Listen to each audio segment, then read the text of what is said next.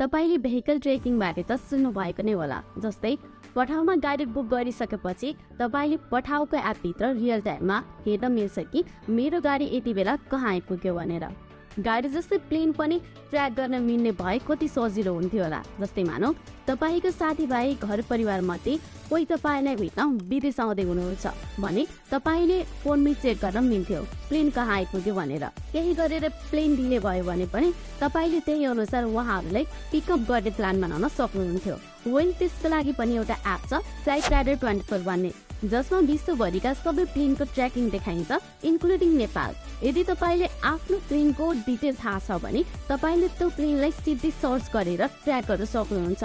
अथवा यहाँ साना साना प्लेन देखाइएको छ, त्यसलाई क्लिक गरेर पनि तपाईले प्लेनको बारे पुरै जानकारी लिन सक्नुहुन्छ। जस्तै प्लेन कहाँबाट कहाँ जाँदैछ, कुन कन्ट्रीको हो आदि इत्यादि कुराहरू। नेपालतर्फै लागु र तपाईले यहाँ देख्न सक्नुहुन्छ कि अहिले क्यूमा भएको सबै प्लेन यिनीहरू नै हो।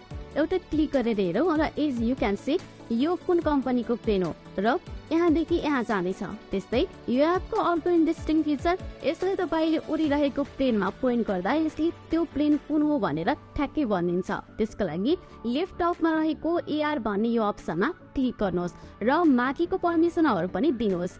अब आकाशमा प्लेन उडेको बेला कुन प्लेन हो भनेर बुझ्न मन लाग्यो भने तपाईले यहाँबाट सजिलै हेर्न मिल्छ। अब यो एपले इन्टरनेसनल प्लेन मात्रै ट्र्याक गर्छ कि भनेर सोच्दै हुनुहुन्छ भने होइन, यहाँबाट तपाईले डोमेस्टिक जस्तै काठमाडौँदेखि भैरवा जाने प्लेनलाई पनि ट्र्याक गर्न सक्नुहुन्छ। सो अब एयरपोर्ट टर्मिनलमा बस्दा प्लेन डिले भयो कति बेला आउँछ भनेर रिसेप्सनमा सोधिराख्नु पर्दैन।